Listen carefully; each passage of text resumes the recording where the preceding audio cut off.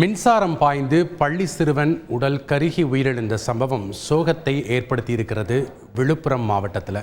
கூடுதல் விவரங்களோடு இணைகிறார் செய்தியாளர் கோபிநாத். வணக்கம் கோபிநாத், இந்த சோக சம்பவத்தினுடைய முழு பின்னணி என்ன, விவரங்களை பதிவு பண்ணுங்க.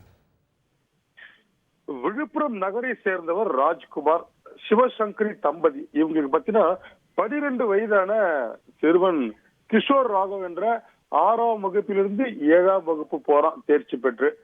விடுமுறை என்பதால் விழுப்புரம் பக்கத்தில் இருக்கக்கூடிய ராஜம் நகர் இந்த பகுதிக்கு போறாங்க பாட்டி வீட்டுக்கு இந்த சிறுவனும் தாயும். அங்க போகும்போது வீட்டு வெளியில விளையாடிட்டு இருக்கான். இவரோட உறவினர் சங்கர், இவரோட மகன் பாத்தீங்கன்னா 6 வயதான கிருத்திவிக்கு ஆக 2 சிறுவர்களும் வீட்டு வெளியே விளையாடிட்டு இருக்காங்க. சிறிது நேரத்துல பக்கத்து தெருவுக்கு போறாங்க. அந்த தெருவுல பாத்தீங்கன்னா சுதாகர் என்பவர் புதுசா வீடு கட்டிட்டு இருக்காரு. இந்த புதிதாக கட்டக்கூடிய வீட்டுல இன்னைக்கு வேலை எதுவும் நடக்கல. இந்த சிறுவர்கள் 2 பேரும் மாடிக்கு போறாங்க. அந்த பாத்தீங்கன்னா போர்டிகோல உயர் மின்னழுத்த கம்பி போகுது. ரொம்ப நாளாவே இந்த பகுதி மக்கள் இந்த உயர் மின்னழுத்த கம்பி தாழ்வா போகுது அப்படின்னு சொல்லி மின்சாரத்துறைக்கு புகார் தெரிவிச்சதாக இப்ப நமக்கு தற்போது தகவல். இந்த 2 சிறுவர்களும் அந்த மாடியில போய் விளையாடும் போது பாத்தீங்கன்னா உயர் மின்னழுத்த கம்பி தாக்கி, அந்த மின்சாரம் தாக்கி 12 வயதான கிஷோர் ராகவ் தீப்பிடித்து எரிந்து மொட்டை மாடியில் கீழே விடுறான். கூடவே இந்த 6 வயது சிறுவனும் கீழே விழுந்துடுறான்.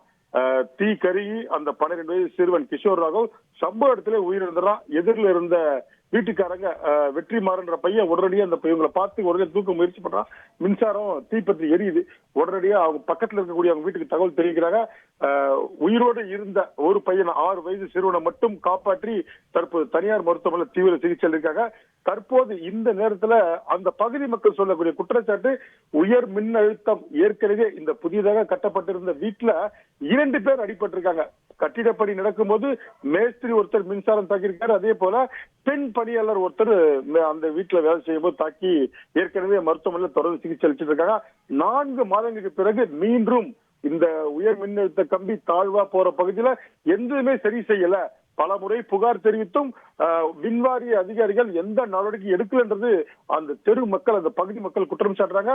இவங்களோட அலட்சியத்தின் காரணமாக தற்போது 12 வயது சிறுவன் கிஷோர் ராகவ் தற்போது உடல் கருகி உயிரிழந்திருக்கான். அந்த பகுதியை சோகத்துல மூழ்கி இருக்கு. பெற்றோர்கள் கதறி எழுதுறாங்க. அரசு உடனடியாக கண்டிப்பாக இந்த சம்பவத்துல உரிய விசாரணை நடத்தி நடவடிக்கை எடுக்கணும். உடனடியா அடுத்த கட்டமாக இந்த உயர் மின்னழுத்த கம்பிகளை மேல் நோக்கி கட்டணும் அப்படின்றது இந்த பகுதி மக்களோட ஒரு கோரிக்கையா இருக்கு. தொடர்ந்து அந்த பகுதி மிக சோகத்துல இருக்கு. இன்னொரு 6 வயது சிறுவன் தொடர்ந்து தீவிர சிகிச்சை அளிக்கப்பட்டிருக்கு. இதுதான் விழுப்புரத்தில் நடந்த மிக சோகமான சம்பவம் சொல்லலாம்.